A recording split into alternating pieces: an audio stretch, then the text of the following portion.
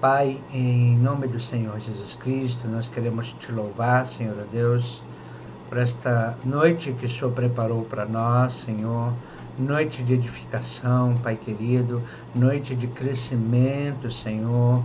Estamos, Pai querido, Pai amado, na escola do Espírito Santo, um levantar de valentes da fé, Senhor, que o Senhor possa trazer, Senhor Deus, as tuas revelações para as nossas vidas nesta noite, Senhor. Desde já, quebra, Senhor, toda resistência, Senhor Deus, feita através do inimigo, para que não possamos receber, Senhor Deus, esta mensagem, Senhor, este ensinamento, ó Pai. Ó Deus, as pessoas, Pai querido, Pai amado, que, ó Deus, receberam link, Senhor Deus, e não chegaram, que o Senhor possa estar, Senhor Deus, se movendo, livrando de qualquer empecilho, Senhor Deus, se é a Tua vontade que eles estejam aqui conosco nesta noite, ó Pai. Ó Deus, vai falando no profundo de nossa alma, Senhor, ó Deus, sobre aquilo que o Senhor tem preparado para nós, Pai. Ó Deus, desde já, Senhor, nós repreendemos todo espírito contrário à Tua obra sobre nossas vidas, em nome do Senhor Jesus Cristo. Entra com as armas da luz sobre a nossa mente, consciente, subconsciente, inconsciente, e nos faz entender a Tua boa, perfeita e agradável vontade, em nome do Senhor Jesus Cristo. Amém e amém. Nós chegamos hoje aí a esse nosso segundo encontro, né?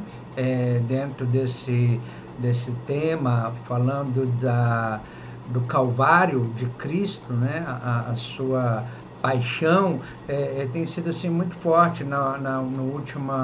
Nosso último encontro, nós vivenciamos aí, aprendemos algumas coisas falando sobre a morte de Cristo, né? Sobre os 4 pontos relativos a essa morte. E foi muito forte, foi muito tremendo, quando nós falamos que a morte de Cristo foi uma morte, vamos ver quem lembra aí, foi uma morte, de que maneira? Natural, foi uma morte. Depois não foi natural. Depois foi sobrenatural. Primeiro preternatural, depois sobrenatural. Sobrenatural. Os irmãos, então, que perderam, fica tranquilo, eu vou gravar, amém? Vou colocar no canal, e aí os irmãos podem estar aí se inteirando sobre esses 4 processos da morte de Cristo, que foi muito forte, muito tremendo para as nossas vidas, amém? Hoje eu quero compartilhar esse texto para nós em Lucas, capítulo de número 23. Quero convidar os amados para abrir as Sagradas Escrituras em Lucas, capítulo de número 23, 34. Todos achamos? Amém. Amém? Alguém quer ler? E dizia Jesus: Pai, perdoa-lhes, porque não sabem o que fazem. E repartindo as suas vestes, lançaram sorte. Amém? Nós estamos aí no texto, exatamente ali onde Cristo está na cruz do Calvário. Amém? É um momento aí onde ele está crucificado. Bom, vamos entender algumas coisas por aqui, então, daquilo que Deus quer falar conosco. A primeira coisa que a gente precisa entender é que o homem havia feito o seu pior. Amém? Aquele por quem o mundo foi feito, ele veio ao mundo, mas diz as Sagradas Escrituras que o mundo não o conheceu. Nós estamos falando então do Senhor da Glória, nós estamos falando então do Senhor Jesus Cristo. O Senhor Jesus Cristo, ele veio, a palavra que é tabernacular entre os homens, ele veio habitar entre nós, amém? Mas ele diz o texto sagrado que ele não foi desejado. Cristo não foi desejado, porque os olhos que o pecado tinha cegado não viram nele nenhuma beleza.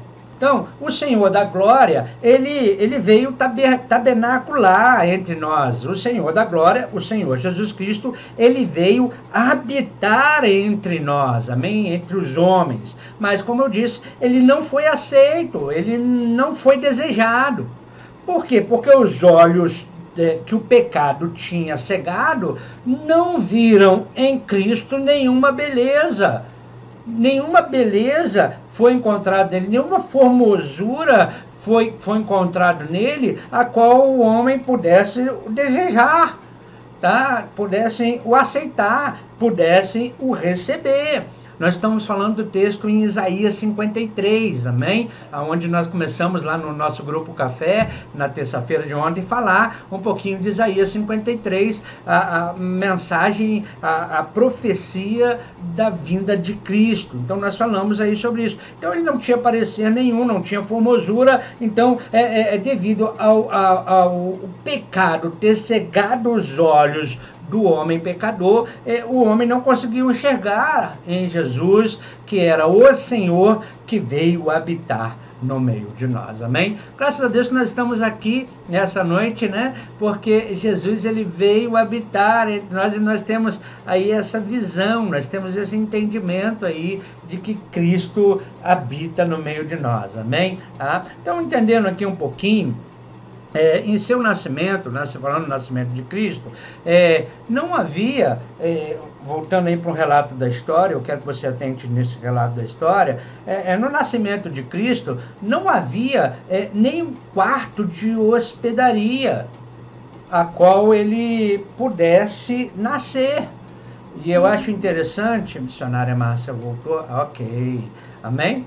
Aleluia. Então, quando ele nasce, a gente até aprendeu que Jesus Cristo era pobrezinho, ele nasceu em Belém, nasceu lá na manjedoura. Então, no nascimento de Jesus, nós vimos Jesus nascer na manjedoura, mas, na verdade, ele não nasceu pobre.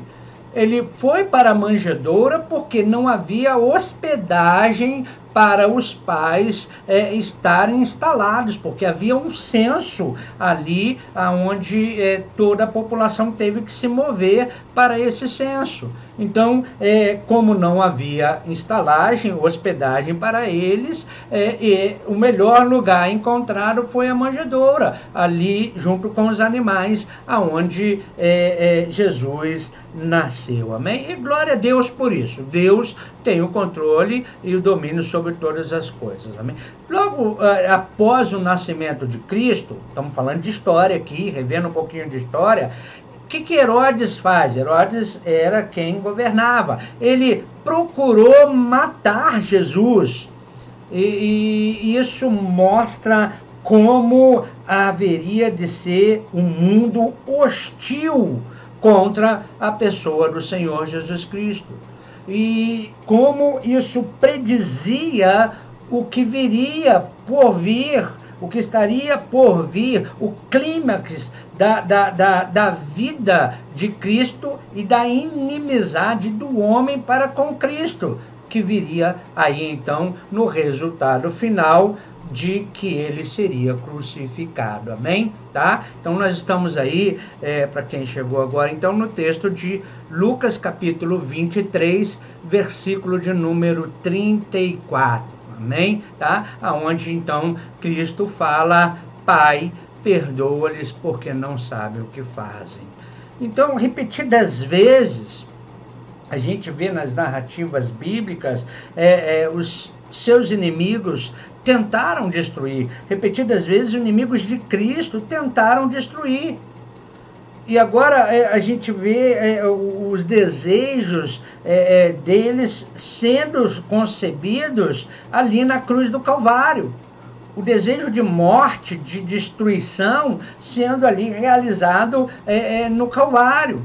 O maior inimigo de Cristo foi o próprio Satanás, a serpente, o enganador. Ele foi o maior inimigo de Jesus. Então ele trabalhou fortemente na humanidade para que a humanidade viesse rejeitá-lo. Então, olha bem, quando o Filho de Deus tinha se rendido nas mãos dele, naquele exato momento em que ele foi levado para a cruz, lembrando lá, né, da ministração de terça-feira, de quarta-feira passada, onde nós falamos que ele entregou o seu espírito, onde ele se rendeu à morte, né, porque a morte não teve domínio sobre Cristo. Não sei se você já observou sobre isso, a morte não teve domínio sobre Cristo. Ele se rendeu à morte, amém? Porque o salário do pecado é a morte. Só recapitulando um pouquinho, porque o salário do pecado é a morte, mas como Cristo não pecou, a morte não tinha domínio sobre ele. E quando então ele recebe o pecado da humanidade, ele levou sobre si os nossos pecados, amém? Aí então ele se entrega à morte, e aí ele declara: está consumado. E aí declara: está feito, o plano de Deus está realizado. Então ele se entrega ali, amém? Para morrer por nós. E ali, o que a gente viu? O que acontece no processo aí da Via Crucis de Cristo? O que acontece aí nesse processo de morte de Cristo, amém? A qual nós, neste período, o mundo cristão aí busca relembrar. A primeira coisa que a gente vê é uma imitação de julgamento, amém? O que estava vendo ali era uma imitação de julgamento que estava acontecendo. Ali levantaram-se juízes e se levantaram para julgar sobre as atitudes de Cristo, sobre a vida de Cristo. E é interessante nós entendermos o seguinte: nenhum deles encontrou nenhuma falha em Cristo. Aleluia, amém? Declara isso. Nenhum dos que se levantaram para julgar a Cristo encontraram falhas nele. Porém, contudo, todavia, eles o quê? Se renderam. Eles se renderam ao apelo que o povo estava fazendo, ao clamor insistente daqueles que odiavam a Cristo. E à medida que eles clamavam insistentemente, expressando o ódio que tinham de Cristo, eles declaravam e clamavam que crucificam. Então, olha bem, primeiro, ele não havia cometido pecado nenhum. Segundo, ou seja, não havia, então, se não cometeu pecado, se não errou, não havia como ter uma sentença de condenação. Mas mesmo assim, o povo decide crucificá-lo. Nós vemos também os religiosos, uma das principais fontes incentivadoras da crucificação de Cristo, da morte de Cristo, foram os religiosos, sabemos, por inveja. Então o que a gente vê? A gente vê uma ação barbária. Preste bem atenção, nós vemos uma ação barbária, tá? Não é bárbara, viu? É barbária, amém? Tá? É uma ação barbária sendo feita contra o Filho de Deus, contra o Rei dos Reis e Senhor dos Senhores, contra o Senhor da Glória, contra aquele que foi um dos responsáveis da criação de todas as coisas. Lembrando então, porque a humanidade estava cega, aqueles homens estavam cegos.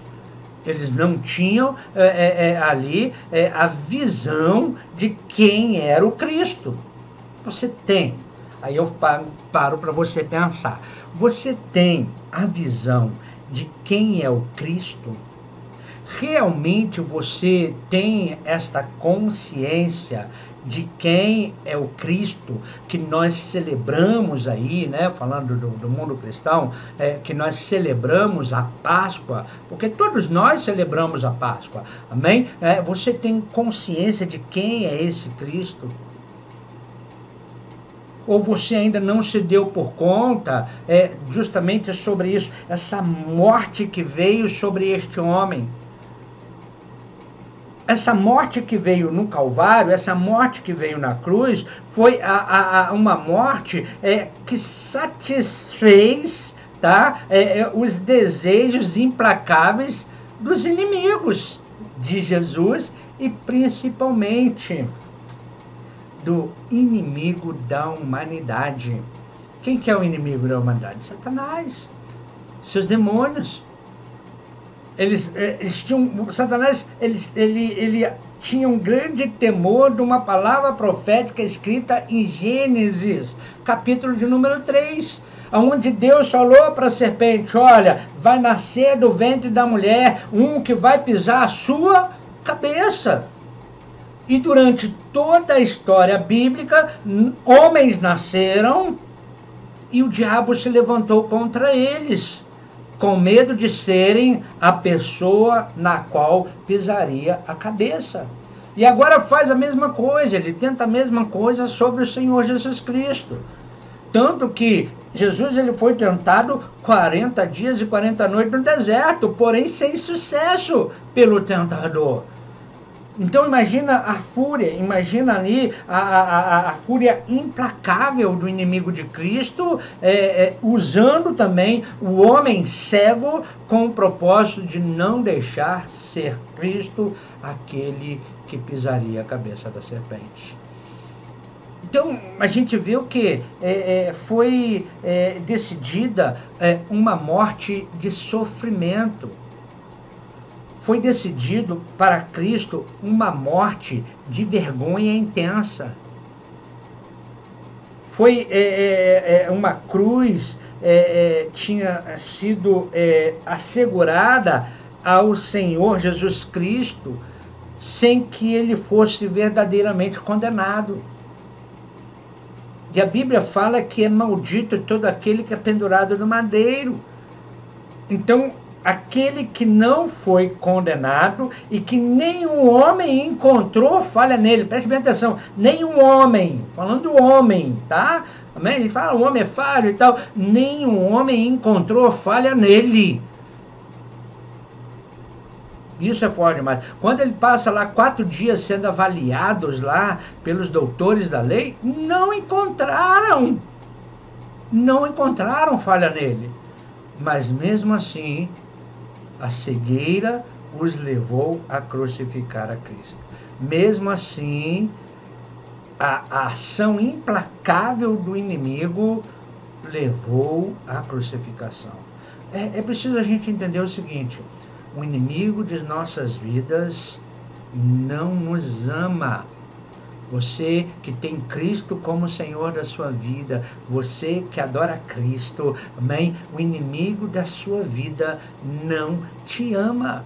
E ele vai usar de maneiras implacáveis para te tirar das promessas de Deus. Ele vai usar maneiras implacáveis para te tirar da comunhão com Cristo. Ele vai usar maneiras implacáveis para te destruir. Eu acho lindo o que o texto diz em João, capítulo 10, versículo 10. A parte B é lindo por quê? Porque nos traz um alerta, né? Primeiro, a parte A, Jesus fala: eu vim a trazer o quê? Vida e vida com abundância? Não, o ladrão vem senão para matar, roubar e destruir. Mas eu vim para trazer o quê? Vida e vida com abundância. E o próprio Senhor Jesus Cristo, ele está falando isso. Queridos, deixa eu te falar, não brinca com esse negócio, não. Não é religião, é Cristo. Não brinca com esse negócio, não. Porque se você confessa Cristo, ele é o Senhor da tua vida, o inimigo vai arrumar de tudo para se andar na sua vida. É uma grande verdade, não é palavra de maldição do pastor William, não. É uma grande verdade, amém? Então, o que aconteceu? O Salvador, ele seria pregado nessa cruz. E ali ele foi pendurado, e diz o texto lá que ele foi em silêncio. Ele não falou, como ovelha muda perante os seus tosqueadores. Nesse instante, agora, depois que ele está crucificado, fala assim, depois que ele está crucificado, aí sim ele começa a falar, com os lábios pálidos, ele começa a falar, E o que ele está falando? Ele está falando: Pai, perdoa, porque eles não sabem o que fazem. Ele está clamando. Olha o que Jesus está fazendo. Ele está clamando por piedade. Não está clamando por piedade. O que ele está fazendo? Ele está pronunciando alguma maldição sobre aqueles que estavam crucificando a ele? Não, ele não estava pronunciando maldição sobre aqueles que estavam crucificando a ele. Leia de novo aí, Lucas 23, 34. Alguém pode ler para mim, fazendo um favor? E dizia Jesus: Pai, perdoa-lhes, porque não sabem o que fazem. E repartindo as suas vestes, lançaram sorte. Aleluia, amém? Então, ele dizia: Pai, perdoa, peraí. O que ele está fazendo aqui? Ele está orando, fala assim, Jesus estava orando. E orando por quem? Jesus estava orando pelos seus inimigos. Jesus estava orando por aqueles que se levantaram contra ele. Jesus estava orando. Quando nós falamos da via sacra, quando nós falamos da cruz, quando nós falamos da Páscoa, nós tiramos lições poderosas para a nossa vida. E eu quero que você tenha resistência zero ao Espírito Santo e deixe com que ele ministre sobre a tua vida nesta hora, amém? Deixa que ele fale ao teu coração, deixa que ele te abra um entendimento em nome do Senhor Jesus Cristo, amém? Então, olha bem, olhando então agora Cristo está o quê? Orando. Cristo está falando com Deus.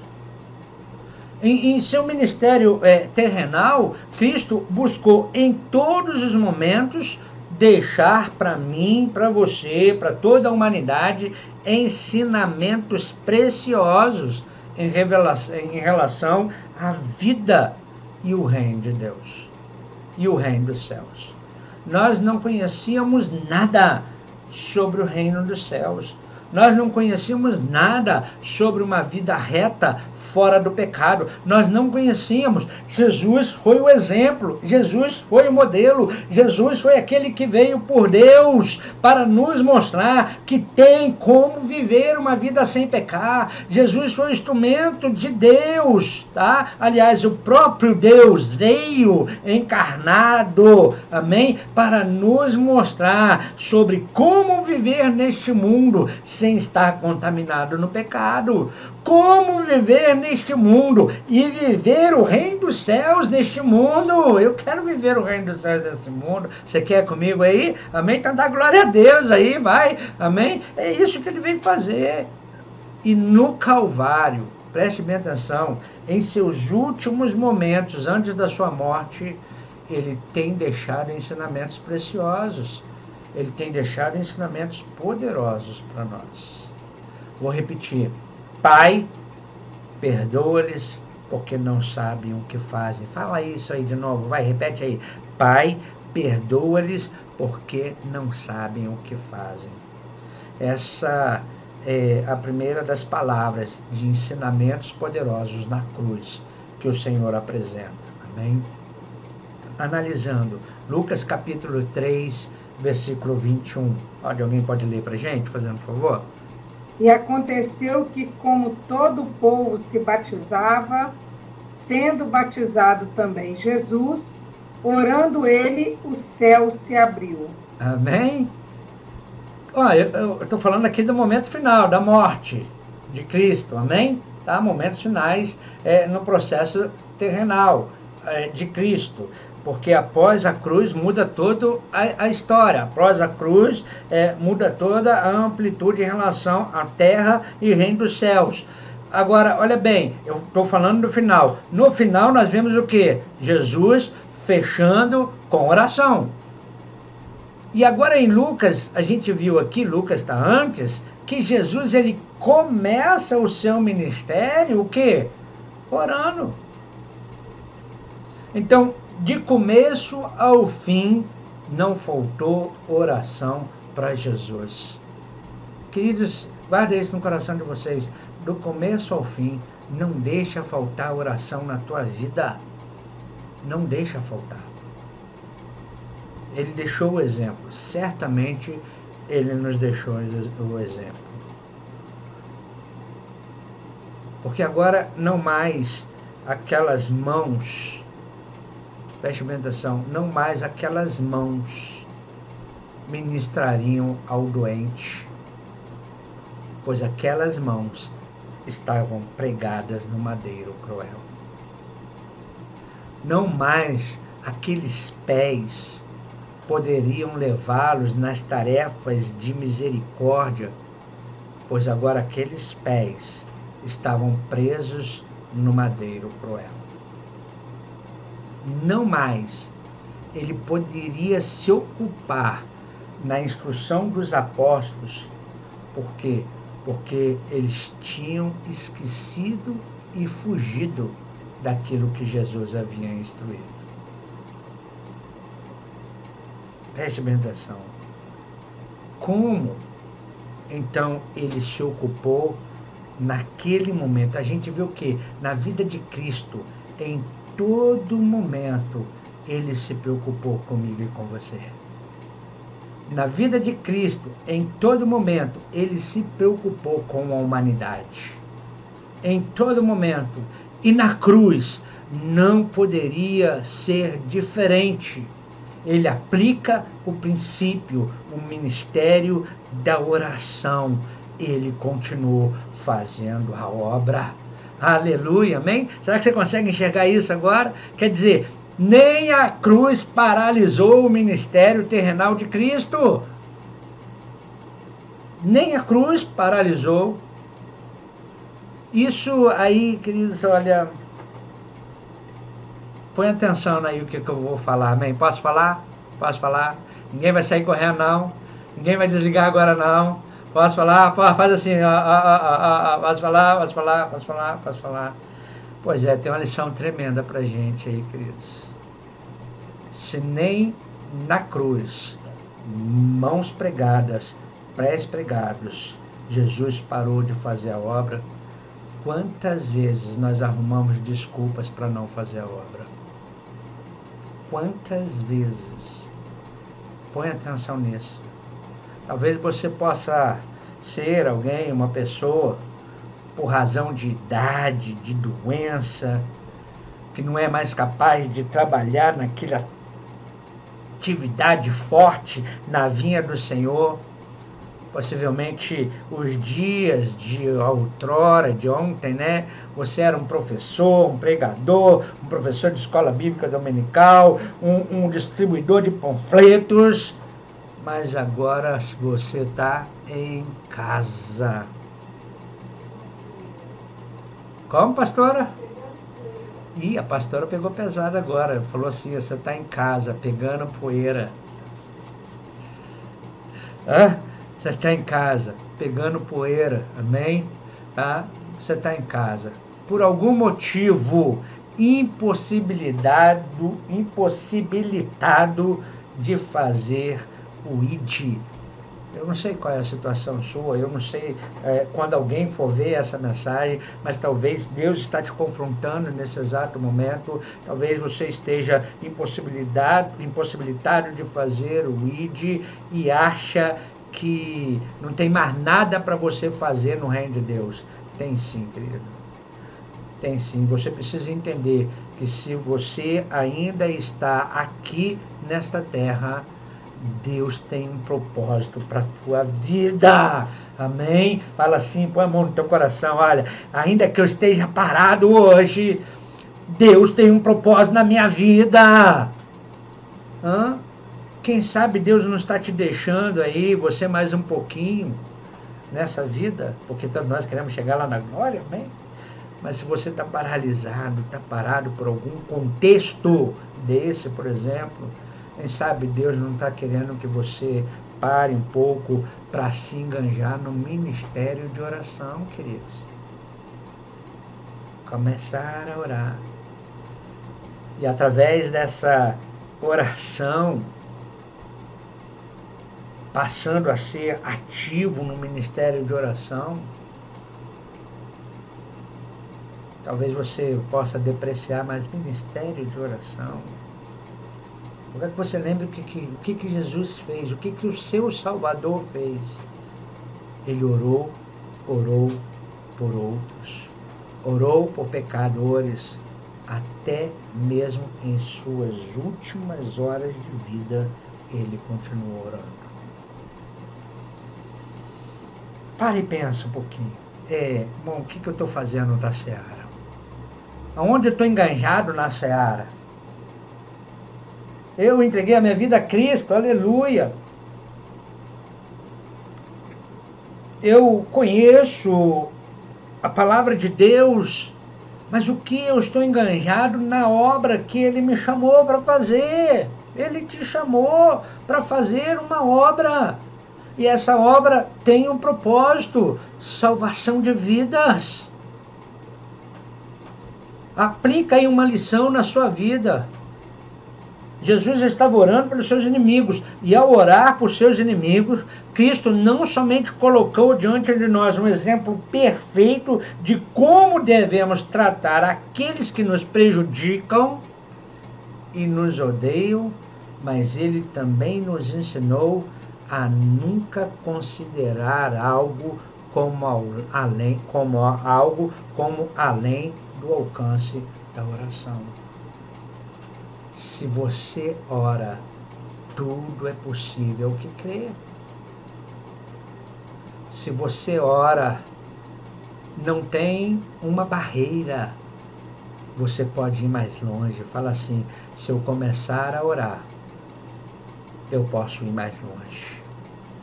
As barreiras podem se levantar. Guarda isso aí, é uma revelação para nós, tá? As barreiras podem se levantar. Mas se eu orar, elas vão cair. Eu creio nisso. Jericó caiu porque o povo estava lá, mudo e só bradou. Quando bradou, representa o quê? Orou. As muralhas caíram. Se você orar, as barreiras vão cair. Eu não sei qual barreira que você está enfrentando, mas começa aí em nome do Senhor Jesus Cristo. Agora, olha bem o exemplo. A gente às vezes é pequenininho demais. Olha bem o exemplo. Se Cristo orou por seus assassinos, Ele está nos encorajando para orar para os maiores de todos os pecadores. Eu vou apontar o dedo aqui, assim, ó.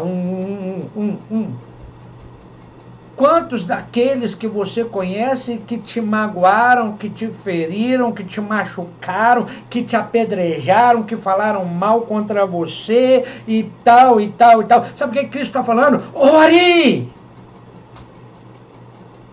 Ore! Pai, perdoa-lhes, eles não sabem o que fazem. Nunca percam a esperança. Amém? Nunca percam a esperança. Tem muita coisa, queridos. Posso parar por aqui? Tá bom? Vamos embora para casa? Tá joia? Fechou? Não. Não. Já tá. Passou mel na boca, agora quer ir embora? Pois é. Amém? Então, vou falar para você, nunca perca a esperança, viu? Fiquei feliz de ver vocês aqui, tá, Lidice e Bárbara? Amém? Sérgio e Rose aí, minha irmã Magna. Amém. Muita alegria ter vocês aí, amém? Com a gente.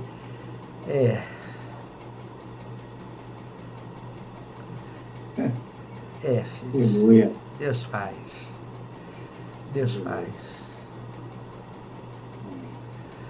Talvez o caso das pessoas que você esteja orando nessa noite, nesses dias, se você ora, pareça se tornar um desperdício orar por essa pessoa. Parece que se torna mais sem esperança a cada dia por ela. Parece que elas estão fora do alcance para uma mudança de vida. está numa mudança de atitude. Porque quando a gente começa a orar por alguém, a gente está orando porque a gente quer ver o melhor para alguém, não é verdade? Quando a gente começa a clamar a Deus por alguém, porque a gente quer ver o melhor na vida de alguém. E é tão duro, eu não sei quanto a vocês, mas para mim é duro demais. Quanto mais às vezes a gente ora por alguém, pior fica esse alguém. E é aí que a gente não pode perder a esperança. Porque quanto mais você esteja orando por alguém, e se ele está piorando mais ainda, é porque o diabo está vendo que a derrota dele está chegando. E ele fica desesperado. A sua vitória vai chegar se você ora, pode ter certeza. Amém? Declara aí, a minha vitória vai chegar, pois eu oro.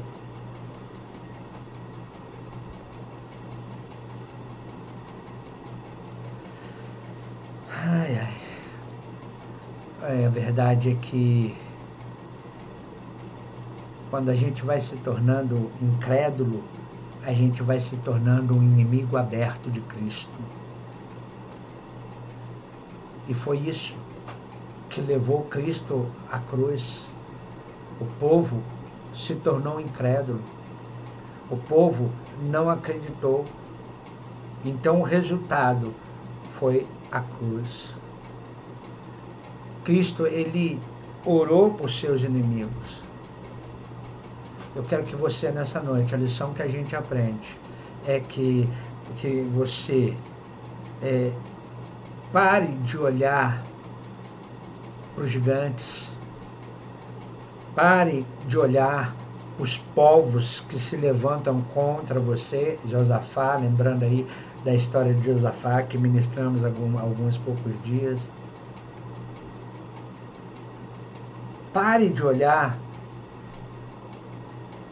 e achar que não tem como alcançar. Com a oração, você vai muito além daquilo que você pode imaginar. Pense nisso. Nunca perca a esperança. Se a gente olhar para a oração de Cristo, a gente olha a eficácia dessa oração. A intercessão de Cristo na cruz por seus inimigos,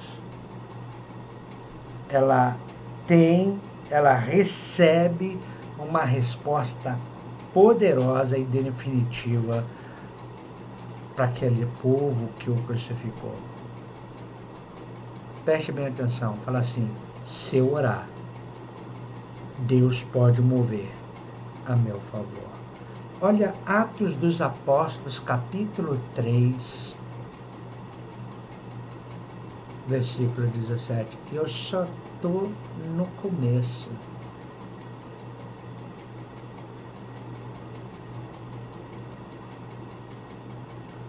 Atos dos Apóstolos 3, 17.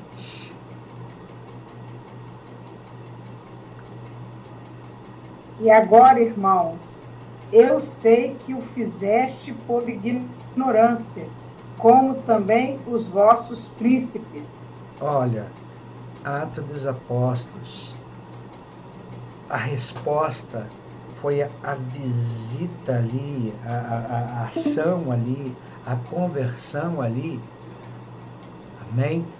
De que quando Pedro prega, 3.000 almas no dia de Pentecostes se convertem. E ele está falando aí, olha, e agora, irmãos, eu sei que o fizestes por ignorância, como também vossos príncipes. O que ele está falando? Por ignorância, por não ter entendimento, eles crucificaram a Cristo. Então, 3.000 pessoas se converteram. Assim, esta conversão é fruto da oração de Jesus na cruz do Calvário. Isso é poderoso demais, queridos. Muitas vezes a gente se torna iracundo quando alguém se levanta contra nós. Mas Cristo orou por seus inimigos. Deve-se notar que Pedro usa essa palavra ignorância. Repete aí, ignorância. Ignorância corresponde ao quê? Não sabem o que fazem, o que Cristo nosso Senhor falou. Uma pessoa ignorante é uma pessoa que não sabe o que faz. Então, 3.000 convertidos com um simples sermão. Não pense que foi a eloquência de Pedro que causou essa conversão, não. Foi a oração do Senhor Jesus Cristo. Deixa eu passar essa verdade para que você guarde aí no seu coração, amém? É uma verdade para nós. Nossa oração, a tua oração, fala assim, a minha oração pode levar milhares a Cristo. A sua oração pode levar a sua casa a Cristo. Josué, eu e minha casa serviremos ao Senhor. Amém, queridos? São lições poderosas. Cristo, Ele orou por você e por mim antes de nós crermos nele. Você sabia disso? João capítulo 17, versículo 20. Ledilce e Bárbara, Cristo orou por vocês antes de nós nos convertermos a Ele. Sérgio e Rose, Cristo orou por vocês antes de vocês se converterem. Magna, Cristo orou por você antes de você decidir seguir o caminho de Cristo. Márcia, Fernanda e todos os outros que vão estar conosco nos ouvindo, Cristo orou por nós antes de nós nos convertermos. Pastora, Cristo orou por você antes de você se converter. Ele diz aí em João 17:20, olha, eu não rogo somente por eles, os apóstolos, mas também por aqueles que pela sua palavra hão de crer em mim. O resultado, Ele orou por nós, Ele orou por mim e por você. Mais uma vez nós somos beneficiados pelo exemplo perfeito de Cristo, pela sua oração. E Ele não parou lá no Calvário, Ele não parou lá na cruz, com os pregos nas mãos e nos pés, com o espinho, com a coroa de espinho na cabeça. Ele não parou de orar e interceder pelos seus inimigos, e não parou de orar e interceder por nós. E se nós orarmos com fé, tenha certeza que também será eficaz para nós essa oração. Amém?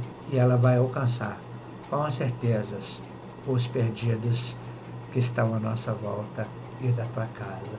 Se você crer e se você orar, a sua casa vai ser alcançada com a salvação. Você crê nisso?